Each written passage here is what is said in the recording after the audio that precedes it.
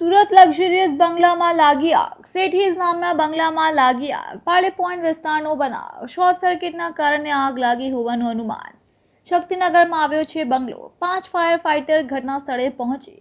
ફાયરની ટીમે oxygen mask સાથે બંગલામાં કરી એન્ટ્રી. ફાયરની ટીમે ભારે જહેમત બાદ આગ પર મેળવ્યો કાબુ. સદનસીબે આ ઘટનામાં કોઈ જાનહાનિ કે ઇજાગ્રસ્ત નથી. હવે જે પાલે પોઈન્ટ એરિયામાં શક્તિનગર સોસાયટીમાં શેટ્ટી નામના બંગલામાં કંઈક બીજામાં પહેલા માળે રૂમમાં એસીના લીધે શોર્ટ સર્કિટ થયું હતું. રૂમનો જે સરસામાન બળી ગયું હતું અને પૂરા બંગલામાં સ્મોક થઈ ગયો હતો.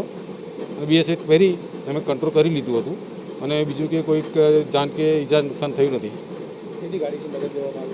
8,000 fire station, Vesu fire station અને મજુરા ફાયર સ્ટેશનની કુલ 6 ગાડીઓ આવી હતી. વધારે પડતો સ્મોક હોય એ ટાઈમમાં અમારે ઓક્સિજન પહેરવું પડે કે જેથી અંદર જઈ શકાય અને સ્મોકમાં શ્વાસ લેવામાં તકલીફ થતી હોય અને જે લાંબો સમય માટે ત્યાં કામગીરી કરવાની હોય ત્યારે BS8 પહેરવું પડે. આગ લાગવાના કારણમાં એસીમાં શોર્ટ સર્કિટ જેવું જણાય છે હાલ. બાકી તો તપાસ કરતાં આગળની જાણ મળશે.